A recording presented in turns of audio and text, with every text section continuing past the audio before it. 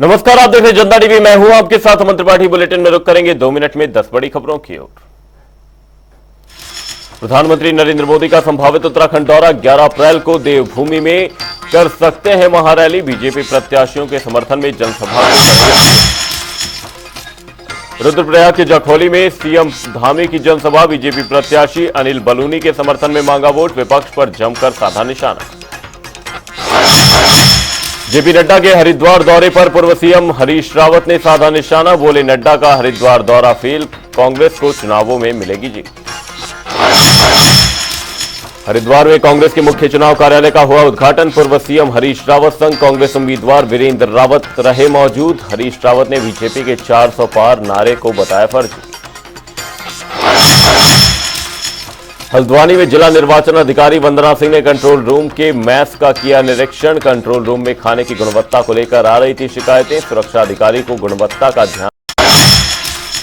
रामनगर के Corbett park के Kalagarh range में उपचार के दौरान हाथी के बच्चे ने तोड़ा दम। लंबे समय से चल रहा था बीमार, 23 माह 5 दिन बताई जा रही थी उम्र। देहरादून में गुलदार का आतंक, 7 वर्षीय मासूम पर किया हमला। झाड़ियों में बेहोशी की हालत में मिली बच्ची।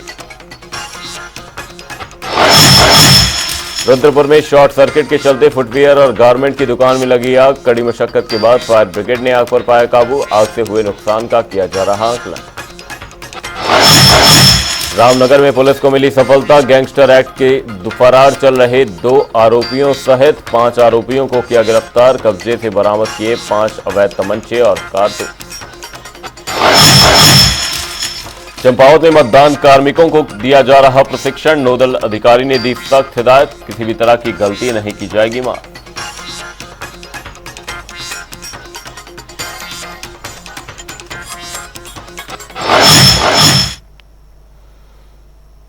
बुलेटिन में रुक करेंगे खबरों की ओर। सीएम पुष्कर सिंह धामी रुद्रप्रयाग के जखौली पहुंचे, जहां उन्होंने बीजेपी प्रत्याशी अनिल बलूनी के समर्थन में चुनावी रैली की। इस दौरान सीएम धामी ने विपक्ष पर भी जमकर निशाना साधा।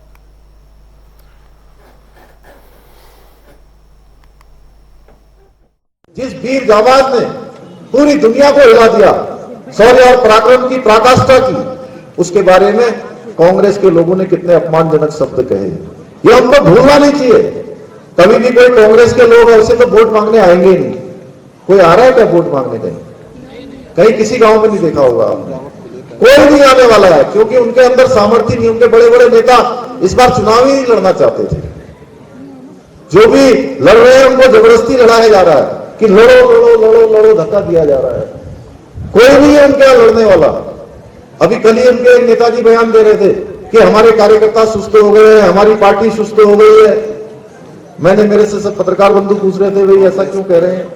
मैंने कहा, ये बहुत दूरदर्शी नेता है, इनका बहुत लंबा अनुभव है। इनको पता है कि 4 जून को जिस दिन रिजल्ट आने वाला है उस दिन क्या होने वाला है। लोकसभा चुनाव को देखते हुए कांग्रेस ने उत्तराखंड के लिए अपने स्टार प्रचारकों की सूची जारी कर दी है। कांग्रेस की ओर से 40 स्टार प्रचारकों के नामों का ऐलान कर दिया गया है। यह सभी देवभूमि में कांग्रेस प्रत्याशियों के लिए चुनावी प्रचार करेंगे। वहीं इसको लेकर बीजेपी राष्ट्रीय महामंत्री महिला मोर्चा दीप्ति रावत ने कांग्रेस पर तंज कसा है। उन्होंने कहा कि कांग्रेस ने स्टार प्रचारकों की सूची जारी कर दी, लेकिन ये देखना होगा कि इन 40 में से कितने स्टार प्रचारक देवभूमि में प्रचार करने आते हैं।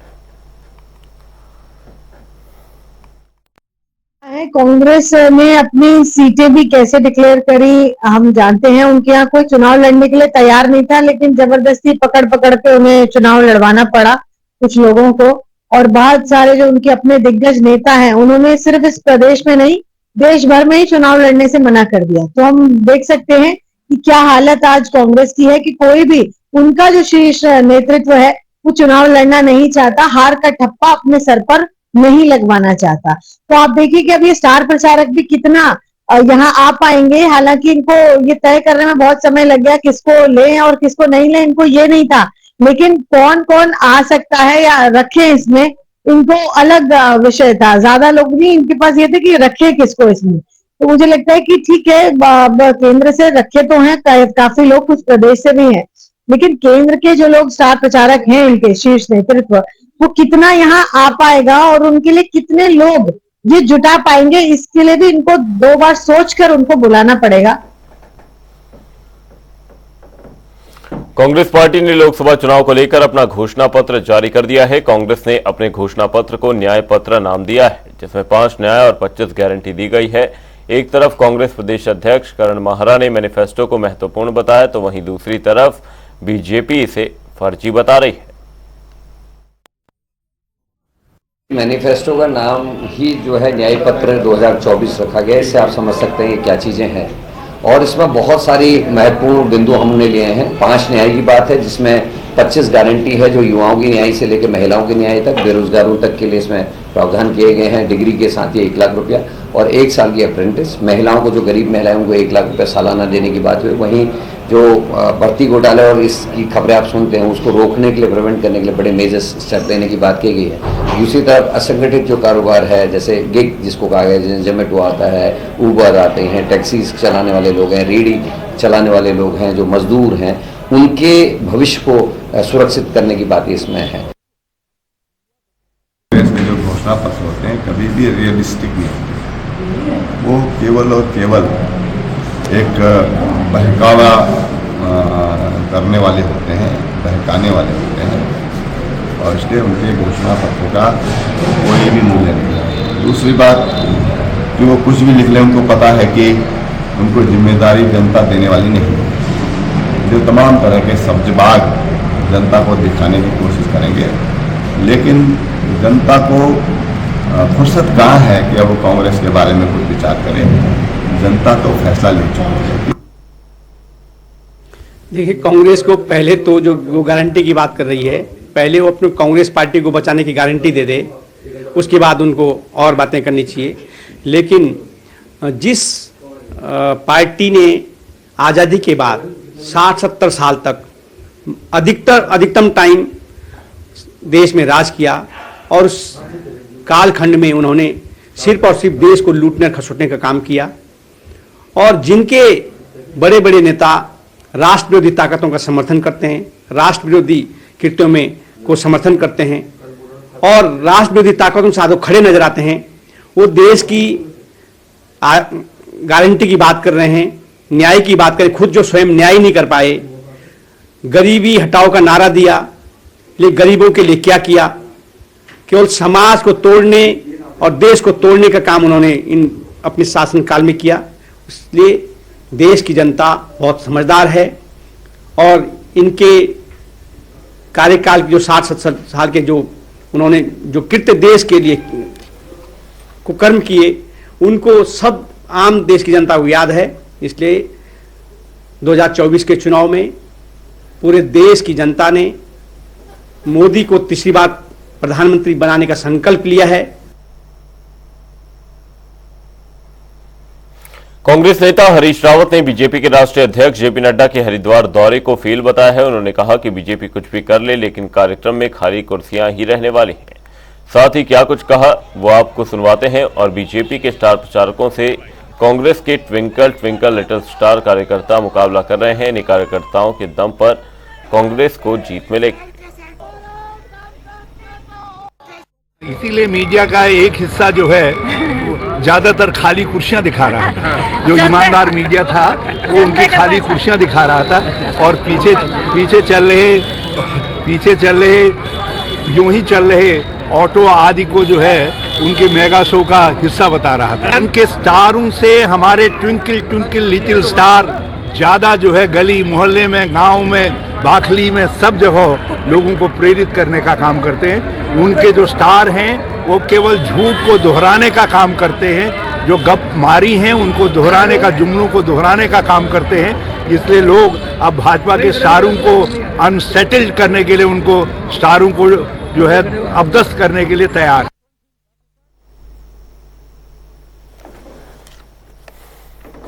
पूर्व मुख्यमंत्री और कांग्रेस नेता हरीश रावत ने ज्वालापुर में हरिद्वार लोकसभा सीट से कांग्रेस उम्मीदवार वीरेंद्र रावत के चुनाव कार्यालय का उद्घाटन किया। इस दौरान हरीश रावत ने कहा कि मैंने इस क्षेत्र के लिए काफी विकास कार्य किए हैं, जिसे देखते हुए हरिद्वार की जनता वीरेंद्र रावत को भारी बहुमत से लोकसभा चुनावों में जीत दिलाएगी। इस दौरान उन्होंने बीजेपी पर भी जमकर निशाना साधा। ज्वालापुर क्षेत्र की कांग्रेस कमेटी को और वहां के विधायक को, सब लोगों को, वरिष्ठ कांग्रेसियों को बहुत बहुत बधाई देता हूं और बहुत शुभकामनाएं देता हूं। ये शुभ साबित हो और रिकॉर्ड तोड़ बहुमत के साथ इस विधानसभा से कांग्रेस जीते। सारे प्रधान आए हैं। जिस तरीके से भारतीय जनता पार्टी ने एक प्रेशर बना रखा है प्रधानों के ऊपर, जिला पंचायतों के ऊपर, उसके बावजूद भी इतना लोग निकल के आए हैं, कांग्रेस के नाम पे आए हैं। ये कांग्रेस की जीत है। जो कांग्रेस एक लोकतंत्र बचाने की लड़ाई लड़ रही है, जो कांग्रेस संविधान बचाने की लड़ाई लड़ रही है, और जो कांग्रेस इस देश में हम लोगों के हक हुकूक बचाने की लड़ाई लड़ रही है, निश्चित रूप से हमारा मनोबल ऊंचा हुआ है। और निश्चित रूप से हमें लगता है कि जो है हमारा जो है यहाँ से कैंडिडेट कांग्रेस का जीतेगा, वीरेंद्र रावत जी। जो भी 70% रोजगार मूल निवास के बच्चों को देने का जो कानून बनाया है उसको लागू कराएगा हरिद्वार जिले में, हम उसको समर्थन देंगे। तो बीजेपी की तरफ से कोई जवाब नहीं आया, बसपा की तरफ से कोई जवाब नहीं आया, एकमात्र वीरेंद्र रावत जी की तरफ से हमें समर्थन मिला, हमें जो है जवाब मिला। और उन्होंने वादा किया कि अगर मैं लोकसभा सदस्य बनता हूं हरिद्वार से, तो हरिद्वार के हर बच्चे को, हर परिवार में एक नौकरी मैं यहाँ पर प्राइवेट फैक्ट्रियों में दिलाऊंगा, क्योंकि पहले से ही कानून इसका बना हुआ है। लोकसभा चुनाव में अधिक से अधिक मतदान के लिए प्रशासन की ओर से तैयारियां की जा रही हैं। इसी कड़ी में मतदान के दौरान दिव्यांग मतदाताओं को किसी भी तरह की समस्या न हो, इसके लिए प्रशासन और स्वास्थ्य विभाग की ओर से संभव प्रयास किया जा रहा है।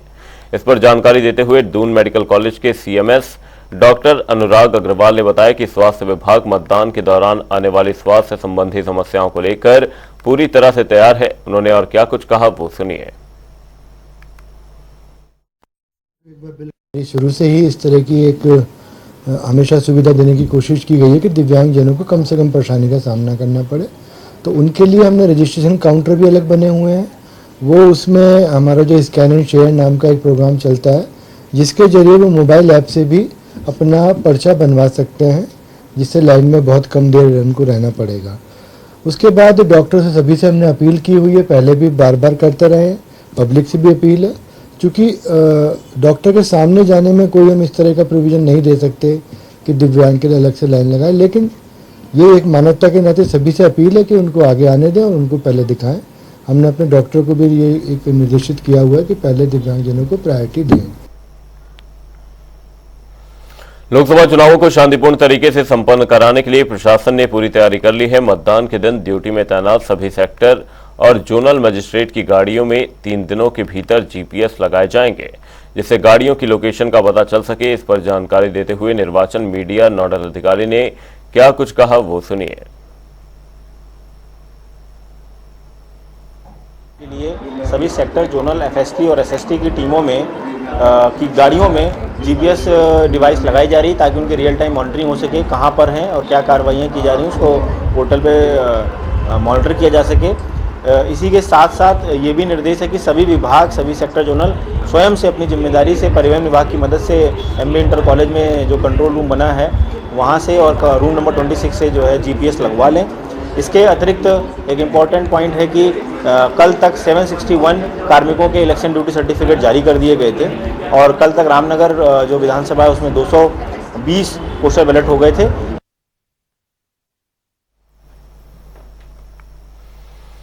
देहरादून में 85 साल से ज्यादा वृद्ध और विकलांग मतदाताओं के लिए पोस्टल बैलेट से मतदान की प्रक्रिया शुरू कर दी गई है, जिसमें देहरादून की मुख्य विकास अधिकारी झरना कमठान ने बताया कि यदि कोई मतदाता किन्हीं कारणों से अपने घरों पर नहीं मिलेंगे तो फिर ऐसे मतदाताओं के लिए 13 अप्रैल के बाद द्वितीय चरण शुरू किया जाएगा।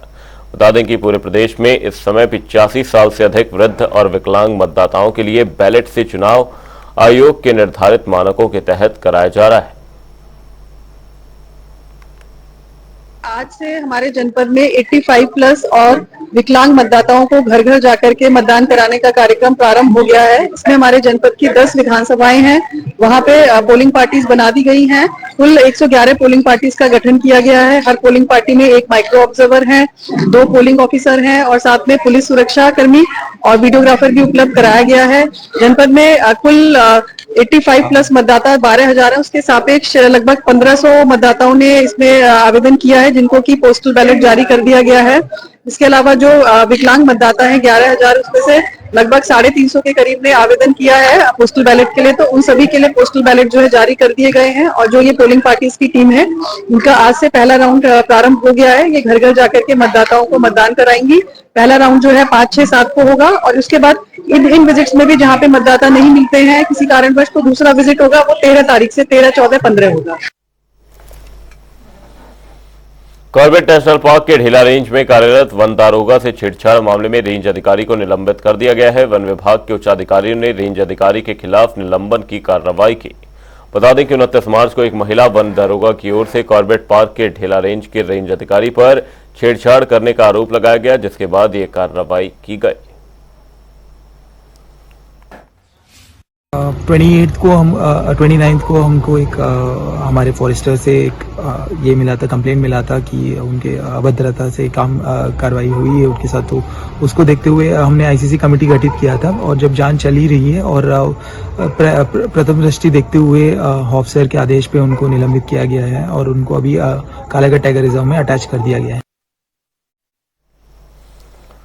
Mussoorie traders and welfare association की ओर से गांधी चौक पर मसूरी राष्ट्रीय राजमार्ग के अधिकारियों के खिलाफ सांकेतिक धरना प्रदर्शन किया गया। दरअसल एसोसिएशन ने मसूरी गांधी चौक से 0 पॉइंट मुख्य रोड पर टाइल्स लगाने जाने का विरोध किया है।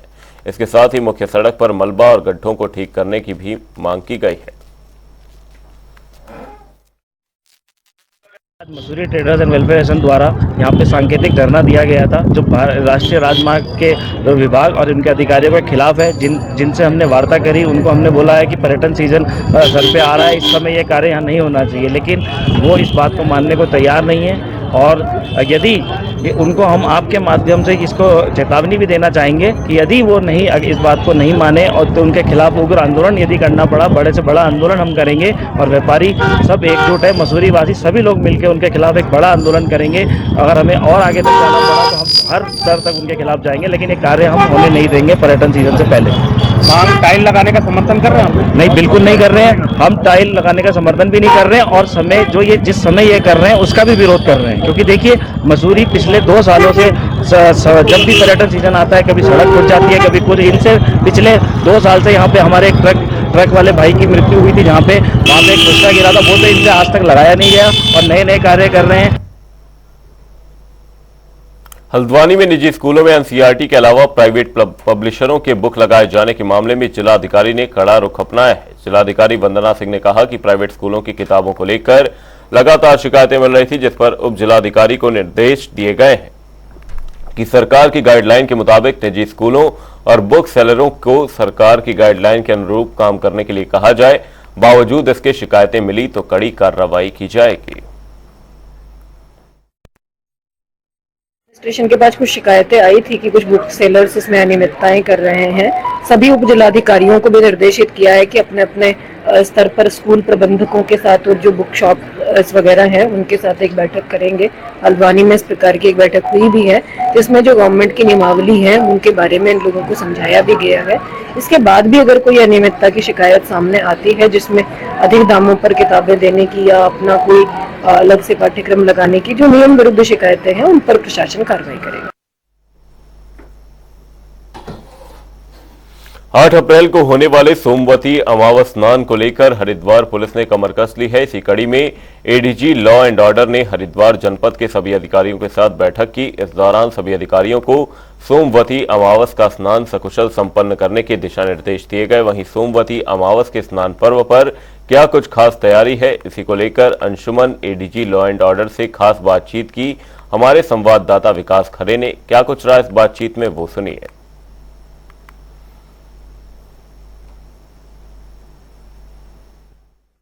आगामी 8 अप्रैल को सोमवती अमावस का स्नान है और हरिद्वार पुलिस ने भी कमर कस ली है। इस वक्त हमारे साथ मौजूद है उत्तराखंड एडीजी अंशुमान सर, जिनसे बातचीत करेंगे। सर, चूंकि 8 अप्रैल का एक बड़ा स्नान माना जाता है हिंदू धर्म में, किस तरह की तैयार है, चूंकि बीच में जो चुनाव भी है, कहने की जो सरगर्मियाँ चुनाव को भी हम लोग चलन करेंगे।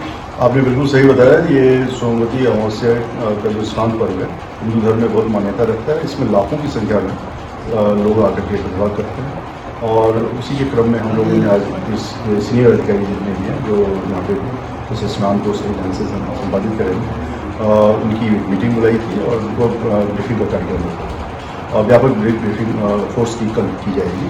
इसके साथ ही मैं ये बताना चाहूँगा, हमने सफिशिएंट संख्या में यहाँ पर सिक्योरिटी फोर्सेज के जो अधिकारी कर्मचारी हैं उसको तैनात कर दिया है, और जितनी भी व्यवस्थाएँ होती हैं हमारी सुरक्षा स्कीम की, चाहे वो DDS की तैनाती हो या OTS की हो या लोतापुर है या जल पुलिस है, हम सबको तैनात करेंगे और इसको बिल्कुल ही सॉल्यूशन संभालित करेंगे। सर किस तरह का रोड मैप तैयार किया गया, चूँकि जो है काफ़ी श्रद्धालु हरिद्वार का रूट भी करते हैं, ताकि जाम ना लगे, भीड़ की समस्या ना हो सके और किसी भी श्रद्धालु को किसी भी दिक्कत का सामना ना करना पड़े, इसको लेकर सर किस तरह का रोड मैप तैयार किया गया है? बिल्कुल आपने सही कहा कि इस संबंध में व्यापक ट्रैफिक का प्लानिंग किया गया है। हमारे जो एडिशनल ट्रैफिक है इसको मीडिया में भी देंगे और हमने आज ही बुलाया देने के लिए, और इसमें सभी जितनी भी हमारी पार्किंग हैं उनको आइडेंटिफाई कर लिया गया है, और जितने भी डायरेक्शन से बसें जाती हैं, गाड़ियाँ आती हैं, उनकी सही पार्किंग हो, उनका मूवमेंट सही हो और कहीं पे कोई जैम की स्थिति ना हो, उसके लिए हम पर्याप्त पुलिस बल लगा रहे हैं जिससे कि कोई समस्या नहीं। सर बॉर्डर पर फिलहाल किस तरह की स्थिति है, ताकि जो श्रद्धालु बॉर्डर पर पहुंचते हैं वहाँ पर किस तरह की चेकिंग, ताकि कोई भी अति संवेदनशील जो व्यक्ति है वो उत्तराखंड में ना घुस पाए, उसको लेकर सर किस तरह की व्यवस्था है? जैसा आप जानते हैं अभी आदर्श आचार संहिता है और हमारी FST और SST की टीम तैनात है, और बॉर्डर पे जितने भी चेक पोस्ट है, खास करके आप बात कर रहे हैं इंटर स्टेट चेक पोस्ट की, वहाँ पर दोनों तरफ से हमारे पड़ोसी राज्य की तरफ से भी और उत्तराखंड राज्य की तरफ से भी पुलिस बल तैनात है और चेकिंग ऑफिसर्स की भी कार्रवाई जारी है। तो जाहिर सी बात है थोड़ी ट्रैफिक वहाँ पे का इशू रहेगा, लेकिन इसके बावजूद भी जितनी भी बिना चेकिंग ऑफिसर्स के हम मतलब आने नहीं दे रहे हैं लोगों को, तो ये उसको हम उसी तरीके से सुनिश्चित कर रहे हैं। सर फिलहाल सुरक्षा के लिहाज से पूरे हरिद्वार में कितना सेक्टर जोन में बांटा गया है? ये करीब 5 सुपर जोन और विभिन्न सेक्टर्स में इसको 39 सेक्टर्स में बांटे गए हैं और 19 जोन्स में इसको बांटा गया है। बाकी जितनी व्यवस्थाएं हैं कल हमने फोर्स की ब्रीफिंग रखी है हमारे कप्तान से। बिल्कुल ये था हमारे साथ उत्तराखंड ADG अंशुमान जी ने साफ तौर बताया कि आगामी जो सोमवती अमावस का स्नान है उसको लेकर हरिद्वार पुलिस ने पूरी तरह से कमर कस लिया, ताकि सुरक्षा के लिहाज से किसी भी श्रद्धालु को कोई भी दिक्कतों का सामना ना करना पड़े। कैमरा पर्सन के साथ विकास करे, जनता टीवी। बुलेटिन में फिलहाल के लिए सिर्फ इतना, कहीं जाएगा नहीं। जनता टीवी पर खबरों का सिलसिला रहेगा जारी, तब तक के लिए नमस्कार।